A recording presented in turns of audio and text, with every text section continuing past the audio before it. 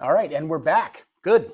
Okay, let's resume where we left off talking about restraints. Remember at the sort of in the middle of page 62 there. Excuse me, frog in the throat. Okay, so what's a restraint? Simplest term, it's an object or method for restricting movement or for discipline or for compliance or convenience and not medically necessary. The use of restraints is illegal in basically any setting you can think of, unless it's a setting where restraints are required, in which case there'd be special provisions for that, like in a prison facility or something like that. But that's nowhere near where we're working. So, as far as we know, as far as we understand, restraints are illegal in every case. Okay? Now, there may be times where a restraint might be necessary, but then it's not a restraint. Then it's a safety device. Okay? A seatbelt could be called a restraint, but you're legally supposed to wear it in the car. So it's not a restraint, it's a safety device. You see what I'm saying? So we'll get into that a little bit later. What's a vulnerable adult? A vulnerable adult is basically somebody who's 60 years of age or older who has the functional, mental, or physical inability to care for themselves. And not totally, just in some way that would require the help of another person to complete their activities of daily living. Okay, so not totally incapacitated, but just in need of some help. If it's somebody who's incapacitated under chapter whatever the RCW, you don't have to know the RCW, so don't worry about that. Or who had a developmental disability as defined under that RCW.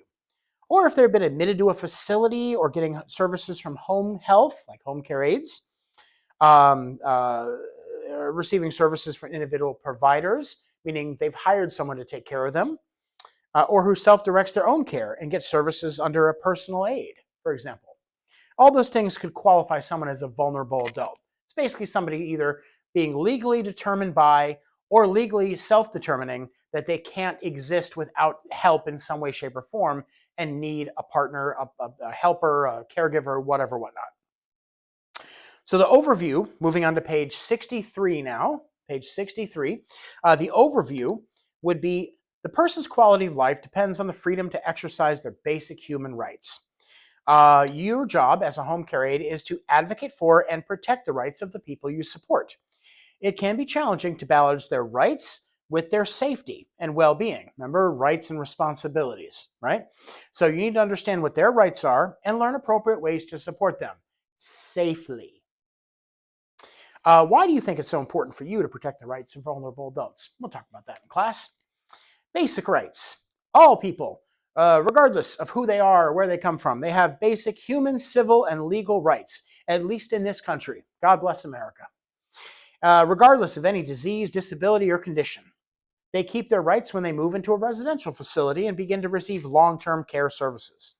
Federal and state laws protect the rights, especially of vulnerable adults, because they know that they're an at risk group to be taken advantage of or being exploited.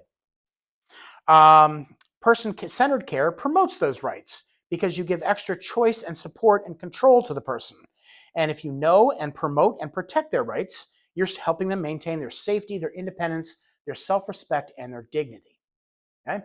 All good, powerful things, good ideas and concepts. Let's move on. Freedom from abuse and neglect. Clients have the right to live free from abuse. Everybody does. Sadly, vulnerable adults are often the victims of abuse, and children, I should say. Each year, child and adult protective services and facility compliance agencies investigate 39,000 reports of abuse or neglect. That doesn't mean that there's been 39,000 cases of abuse or neglect. There could be a lot more, there could be a lot less. Investigating a report does not mean there was abuse that took place. It just means that they have to do their job, their due diligence, if you will, and investigate and look into allegations of or claims of abuse. Okay? So sometimes people get real nervous when they hear, oh, they're doing an investigation because they heard there was abuse going on or something. Oh, they're going to lose their job. They're going to go to jail. I didn't do anything. What's going on?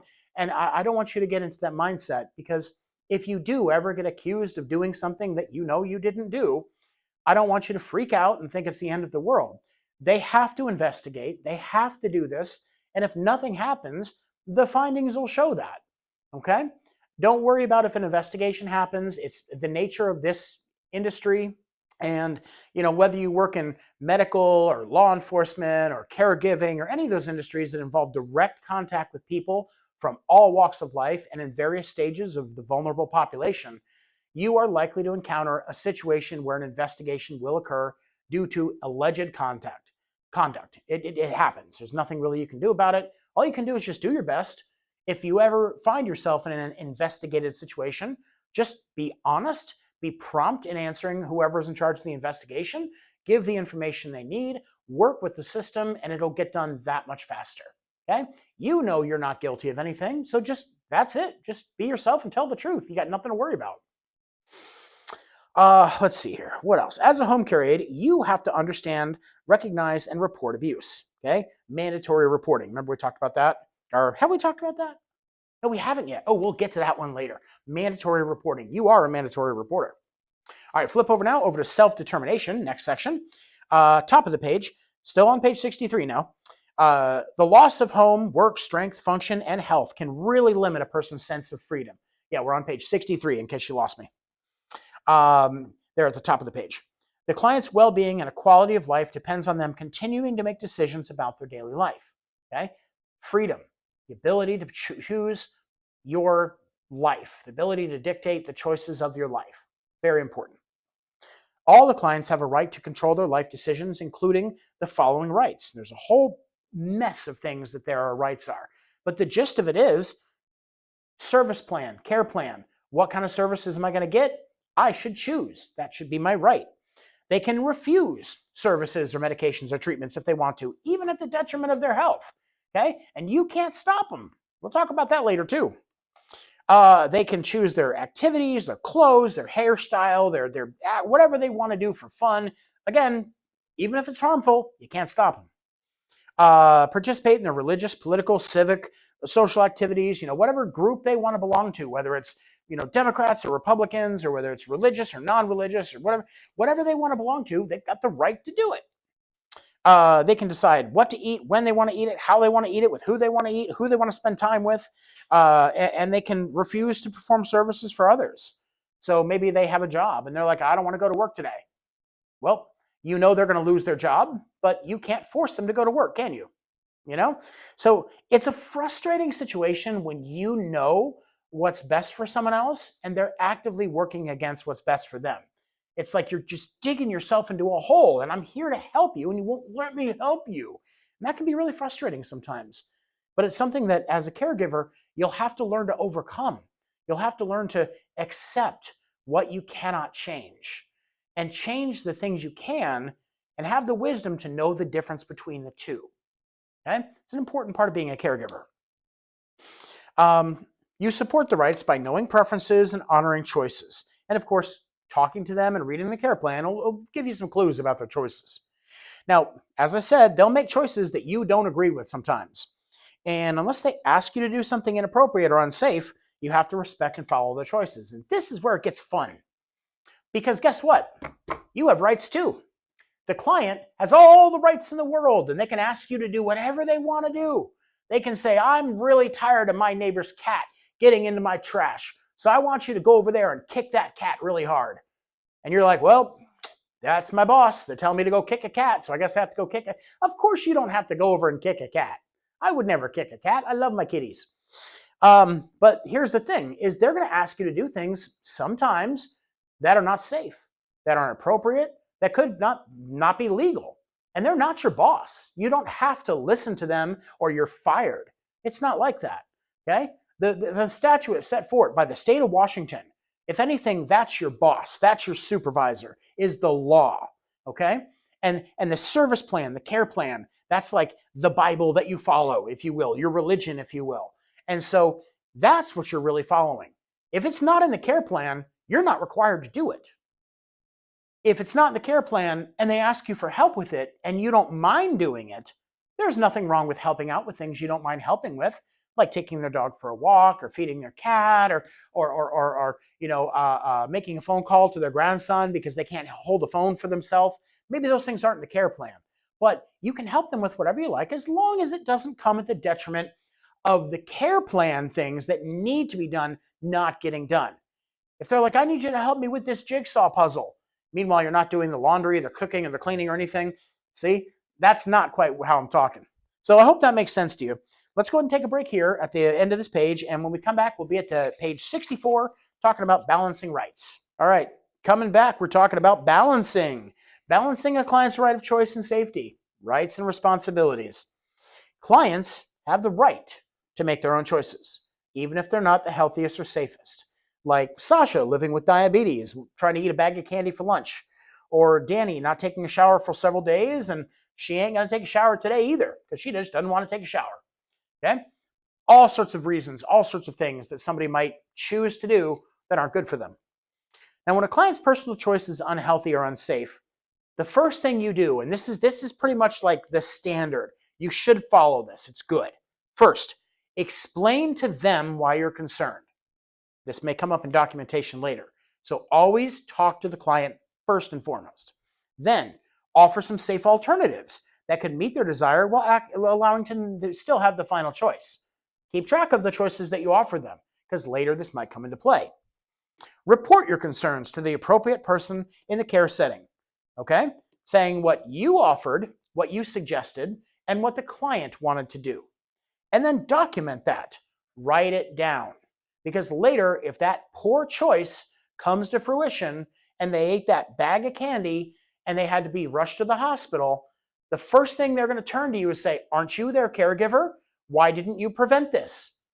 And you're going to be like, well, according to the state regulations and laws that I'm supposed to follow, these are the things I'm supposed to do, which if you read the report I documented, you can see that I did 1, 2, 3, and 4, and that's the extent to which I'm allowed to operate. I can't rip the candy out of her hand and tell her she's not allowed to eat it. See what I'm saying? These protect you just as much as they protect the client. Now, that being said, you have rights and responsibilities too. Let's say the client has diabetes and they've been hospitalized several times for poor eating choices. And they tell you, Edward, I'm tired of eating salad and lean turkey for dinner. I want to eat a Cinnabon and 3 scoops of ice cream and just forget the diabetes. I don't even care anymore. Go get them for me. Do you have to go get them? No, you don't. You can say, I don't feel comfortable supporting that choice. It's not safe. It's not for your well-being. And while you have the right to eat what you want, I also have the responsibility to not help you or enable you to make unhealthy choices. So you have the right to say no to that choice. And if they want to get up and go get it themselves, you sure as shooting can't stop them. But you don't have to enable them to make that choice. Same thing if they want to buy alcohol or cigarettes or drugs, recreational, legal or non-legal, or any other substance that would hurt them. You don't have to purchase, buy, or enable them to use that substance. They can do it themselves if they want. You can't stop them. All you can do is 1, 2, 3, and 4 if they're doing something that would hurt them. Okay? The only way you can really ever step in is if their choice could actively hurt another person. For example, let's say the client's standing by a busy street and they say, I want to cross this road right now. Okay? And they try to step out into the street. You can put your hand out and stop them, because not only are they endangering their life, but they're endangering the life of the person that's going to have to swerve out of the way and could potentially get killed because your client, not knowing any better, decided to walk out into the street at an inopportune time. Now, if the street is free and clear with no traffic and no danger, and the client wants to cross right now, okay, is it a good idea to cross the street? Not legally, not at a crosswalk, just at willy-nilly? No, it's not. But if there's no obvious or immediate danger of them doing, you can't stop them from doing that, because they are, at the end of the day, just breaking the law. They're not hurting anyone by doing it. So it's kind of like knowing the difference between, is it going to hurt somebody? Is this a detrimental choice to others as well? Or is it the client just making bad judgment? They make bad judgment, 1, 2, 3, and 4. If they could really hurt someone else with their choice, then that's when you can step in and do something when it's reasonable and necessary. You're not going to tackle them to the ground, but use a reasonable and necessary amount of force to make sure they don't do whatever it is that they're trying to do to hurt somebody. Okay? There's been times where I've worked with violent clients who have tried to attack someone else, and I just basically had to grab the back of the shirt and be like, no, stay right here. You're not going anywhere. And is that correct protocol? I mean, is that the right thing to do? No, it's not. I shouldn't have grabbed their shirt and held them. But if I hadn't done that, then they would have run at their classmate and they would have bit them. That was their objective. They were going to bite their classmate, and they've done it many times before when I wasn't there. So I knew what he was going to do, and I grabbed his shirt when he was trying to get over there. And I held on to him until he calmed down. I said, are you calm now? Are you good? You know what happens if you go bite your classmate. You know that the principal comes, you have to go into detention, and I talked him down, I got him, whatever. I didn't have to hit him, I didn't have to use physical violence, but sometimes it's necessary to step in to protect, right? Now this is entirely up to you too. There's no law that says you have to intervene to protect others from your client. If they do what they do to someone else, all you can really do legally that you're required to do, that it's mandatory that you do, is report what happened. Call the police if needed. If there's physical violence being done to another person, it's now a crime. It doesn't matter if the person's disabled or not, if they're mentally capable or not. It's crime being committed.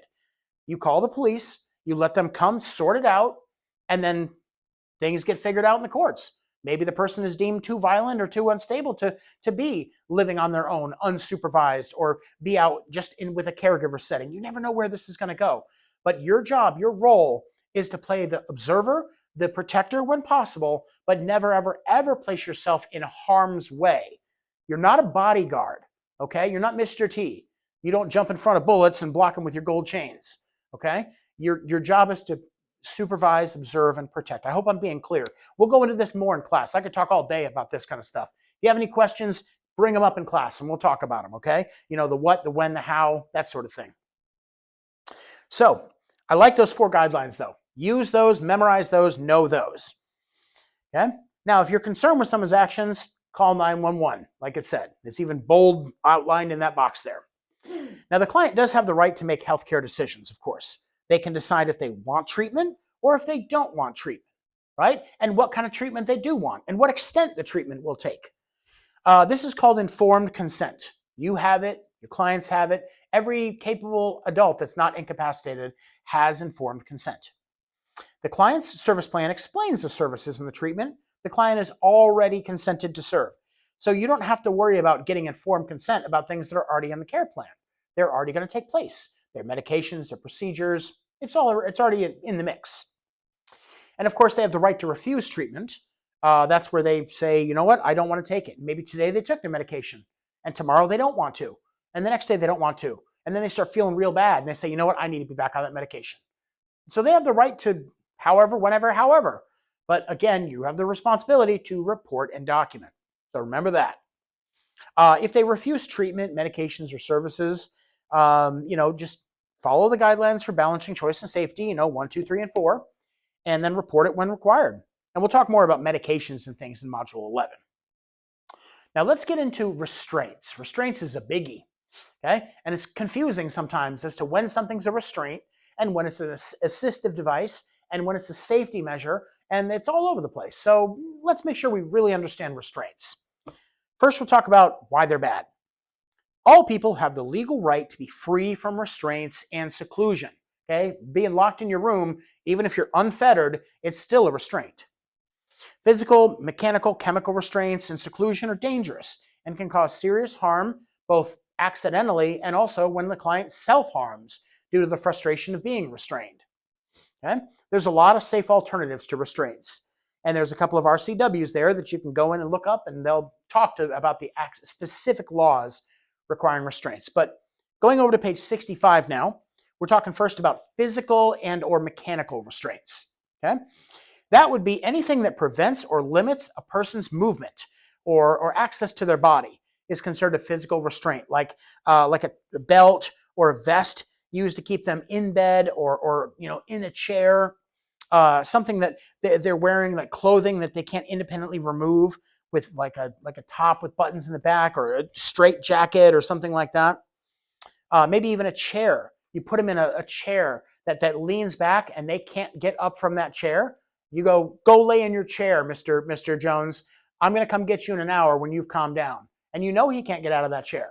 Even though he's in a nice big comfy chair and he's not tied to the chair, he still can't get up. That's still a restraint. If he wants to get up, he's now restrained. Okay? Bed rails that can't be lowered because they're like, in bed and they can't get out, or lap buddies in a wheelchair. Things like that. Try to think about some other types of restraints that might be used or that you've seen used that you thought were unjustified, and maybe someone explained to you why they were justified. Take a little break. We'll come right back and we'll talk more about restraints. Oops, you caught me drinking Red Bull. No, I swear, I'm all naturally this energetic. All right, so let's get back to physical restraints. Maybe we're holding someone's hand down, right? Gripping, whatever. How about what I did with my client when I grabbed his shirt? That could be a restraint, couldn't it? Yeah. Hugging someone to restrict their movement, just grabbing them around the midsection, holding their arms to their side so they can't move and they're struggling and they're fighting. That's a restraint. How about holding someone's legs or arms to prevent them from getting out of bed? Anything holding someone down, preventing their movement. It's pretty clear what they are. Okay? And as I said before, all these things might be necessary in certain situations, but you'd never do any of these things unless you could basically tell a police officer or an investigator exactly why you did it, why it was necessary, et cetera, et cetera, et cetera. Like when I grabbed my client's shirt and I had to hold him, I had to explain to my supervisor why I did that, okay? And they still weren't happy I did it, but they understood why I had to do it. It was that or get more physically violent when they actually got on their classmate and started biting them. Then I'd have to get on them. I'd have to pry his mouth off of him. I'd have to do the cheek bite technique. I'll teach you that later. But there's all kinds of things. So rather than letting it escalate, I chose a very simple restraint as opposed to a much more violent restraint. So it's taking the path of least resistance to solve the problem as quickly as possible. So again, not justifying restraints, but you understand there's always gray areas. Now, how about chemical restraints? That's like when you give people drugs or medicines that calm them down, put them to sleep, soothe their moods, whatever excuse you're giving it. It's something that you give them when there's no symptoms or indications for its use. Like you give them Tylenol PM and they're not, hurting or in pain or they don't have insomnia. They're just like, I just want her to go to bed. So I'm gonna put some Tylenol PM in her tea, or give them too big a dose because you're like, this isn't working enough. They still seem really manic and upset. Maybe I'll double the dose of this medication that's supposed to calm them down,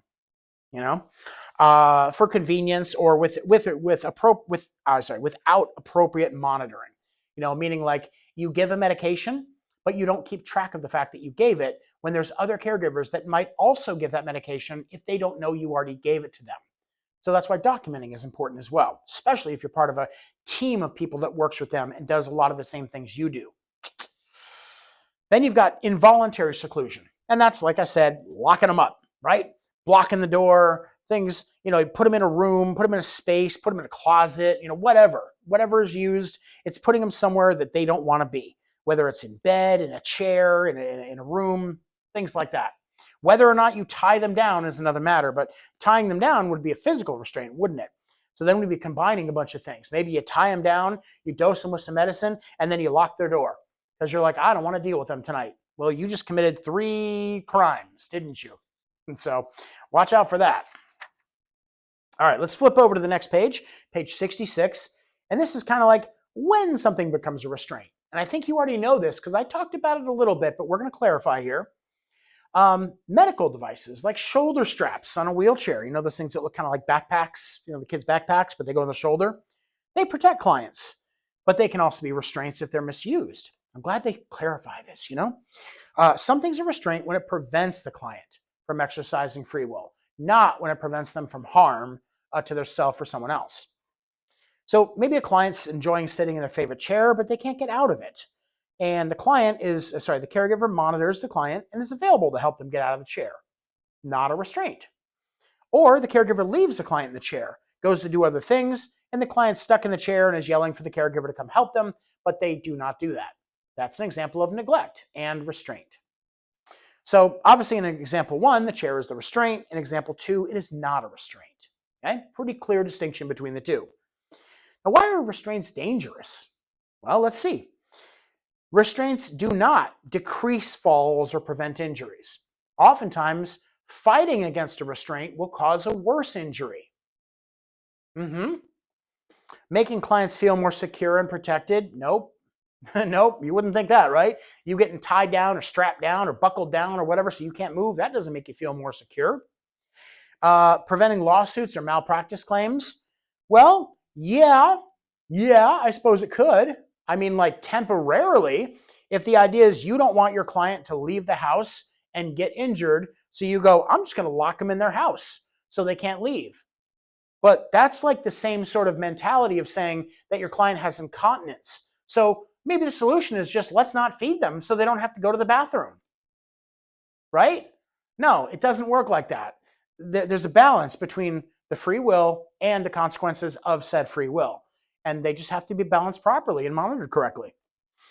Making caregiver less efficient, less worrisome for staff. This is especially true in larger facilities where you have a bunch of patients and they may say, you know what, we need to get everybody in bed by 9 o'clock tonight for shift change. So we're just going to look the other way and you do whatever you have to do to get them all in bed.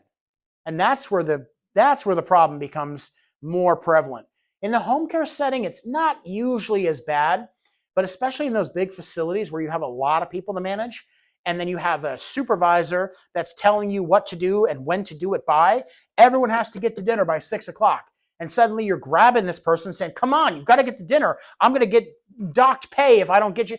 You know what I mean? It's not a good situation. That's why I don't like it when there's ultimatums put on people that don't have the ability to behave the way that someone else might if they didn't have these disabilities and challenges. It's not fair. It's not a really fair system.